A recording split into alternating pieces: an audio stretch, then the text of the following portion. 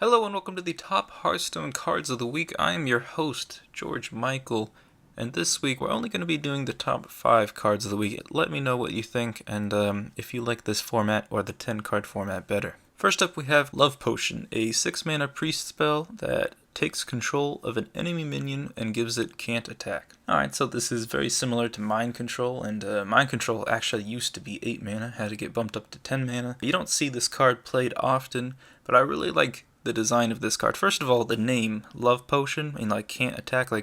If you were to be given a love potion, then you wouldn't be able to attack anyone. That doesn't make any sense. Some examples of good cards would be like Tyrion or Ragnaros the Light Lord. So these are cards that, they're higher value, and while you can't necessarily attack with them, they're going to give you value. I could see a Silence Priest running one of these in their deck. I think it's good enough. It helps with the other control decks that might have a big threat. Really good against Tyrion, as I said. And of course, the downside of this card, and the reason I think it's pretty well costed and balanced, is that, if you're going to silence a minion, the higher cost cards, the stats are going to be there, but also their effect, their turn-to-turn effect. And when you have to silence it, it doesn't help it that much. In addition, if you're playing against a deck that, buffs one minion a bunch, yeah, you can Love Potion that. But if you want to silence it to then attack, you're going to lose all those buffs and pretty much render it useless. If more priest control decks kind of came into play, maybe Dragon Priest came back, I could see this card still working. There's enough cards with powerful effects, not necessarily stat driven, that can make this card worthwhile. I think it's a good card. And next up we have Karnas's Scout, 2 mana 3/2 for the Hunter, and the battle cry is if you control at least 2 other minions, shuffle 2 Karnas's Brood into your deck. Karnas's Brood is the 1 mana 3/2 with Battlecry, draw a card, beast, little raptor dude that you get from completing the Marsh Queen quest. The requirement to have at least 2 other minions is the same to Ravasaur Runt. Karnas's Scout is definitely a more long-term game. Overall, I think this requirement is something that's sort of fair, but it has to be protected because it can be something that's pretty achievable in aggro decks specifically. But back to the quest, when you shuffle the broods into your deck, you're essentially creating 2 1-mana minions that will help you complete your quest to 7. And in addition to that, these are 1 mana 3/2s that let you draw a card. And 3/2 is good on the board, but more importantly, it's a 1 mana card that lets you draw a card. Overall, it's going to speed up getting the quest a lot quicker. Even if you've already completed the quest, and let's say, you've had both Karnas's Scouts go off, and so you have 4 more broods in your deck. Now, instead of having just 15, you have 19, which, increases your chances. Let's say you've played like 12 cards to get there. You're going to have, almost a 50-50 chance to actually get those broods. And that's probably where this quest kind of fails, is that you think, oh, I can get a giant board of cards, but if you don't actually have some sort of luck in order to draw these broods, that's where the quest fails, and ultimately it's just not that good. The only thing I fear about this card is that it could be used in aggro. Like I said before, it's more value than something like Ravasaur Runt, but it is later in the game, which doesn't always work for aggro decks. But still, having a 2 mana 3/2 isn't terrible by any means. It's a beast, so it has that synergy. But more importantly, if you do draw one of these Karnas's Brood, then you're getting pretty insane value. Drawing a card is great in aggro decks. 3/2s are pretty good if they're 1 mana. So while I like the design of this card, and I think it might, help the quest, I don't know if it would necessarily make the quest playable, I still think I would be a little bit hesitant because of the use in aggro decks, but maybe it's too slow for that. Next up we have Protective Summoner, 1 mana 2/1, neutral with the battle cry. The first minion you play next turn will be immune for that turn. So first off, 1 mana 2/1, that's not a favorable stat for most cards, but of course the battle cry is the main feature of this card. And I think, the immediate thought is charge cards work well with this. So you put this down. Maybe in the later game it works well with Charge Double Sword. In the earlier game, you can put a charger out and kill a vicious fledgling if you need to and still have a charge out on board. This card also works well with Injured Cavalier and Injured Blade Master. And I think that's where this card really shines. Unfortunately, I don't like the card with charged cards. I'm kind of against charged cards.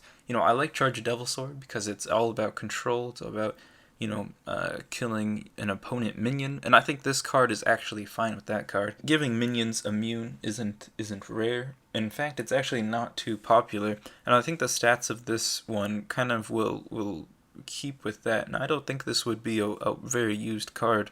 Cards like Cult Master, you need them out on the board when other minions of yours are gonna die. So you put out Cult Master, you kill all of your minions and the enemy minions, and then you draw like 2 or 3 cards. That's a case where I think Protective Summoner is really good. Also, being able to set up turns, I really like that feature. It requires more thought process. It's like, okay, I need to play Protective Summoner this turn, so that next turn I can do this combo.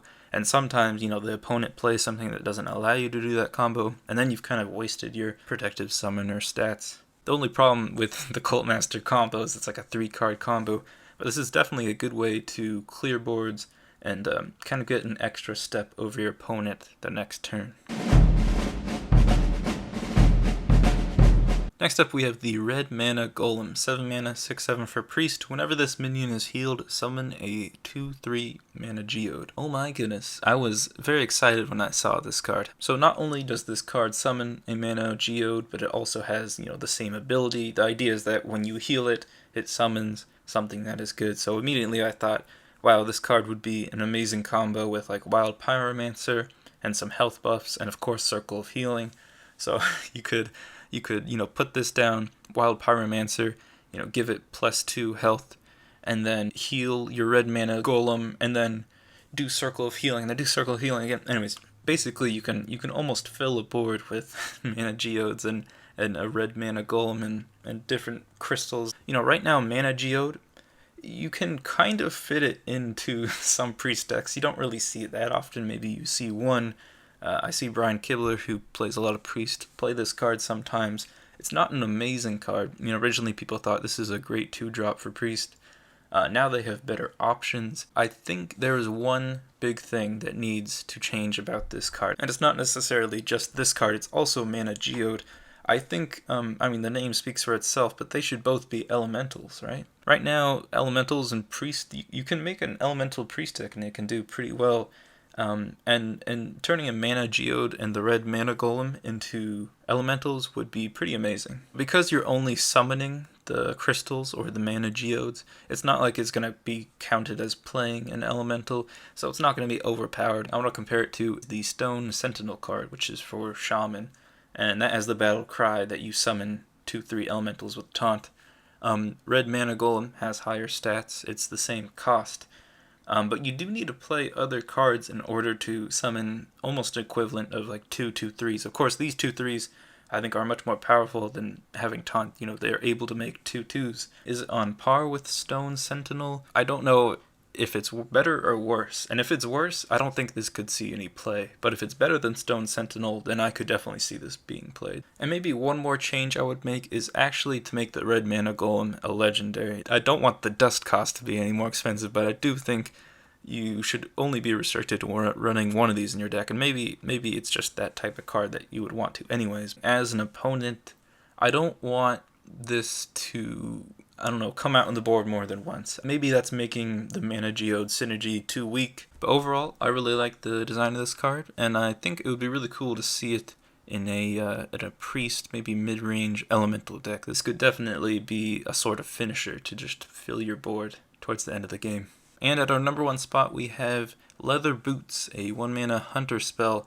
Destroy a friendly beast and gain 8 armor. So this card is very similar to Sacrificial Pact for the Warlock, where you destroy a demon and restore 5 health to your hero. Gaining armor, 8 armor, which is 3 more life than 5 health, is better than gaining health because you can always gain armor, you can't always gain health past your health total. Now, destroying a friendly beast, there are cards like Alley Cat and Tabby Cat, which are equally as cute, first of all. Other good beast cards to destroy would be Death Rattle beasts, such as like Kindly Grandma or Weasel Tunneler. I don't know who runs Weasel Tunneler. With this said, the card itself is definitely a more control hunter, and there really hasn't been a lot teched for control hunters or control beast hunters or or stuff like that. I mean, all hunters are beast hunters, let's be honest. So the problem again with only being 1 mana is that that's not a very high value card. I think destroying your friendly beast and gaining 8 armor is appropriate for 1 mana, but let's say this was, I don't know, 2 mana or 3 mana, and then you could also draw a card. I'm basically saying the reason that Shield Block sees some play and Ironhide doesn't see some play is that drawing a card is very powerful. And because Ironhide is only 1 mana, even though it should synergize with control decks, the fact that it's so low value doesn't make sense in control decks because you only have 30 cards. So if you're gonna, gain 5 armor, spend 2 extra mana and also draw a card so that you get some more value out of your cards. And that's the only reason I could see this card not necessarily working, even if there were, teched hunter cards for Control Hunter.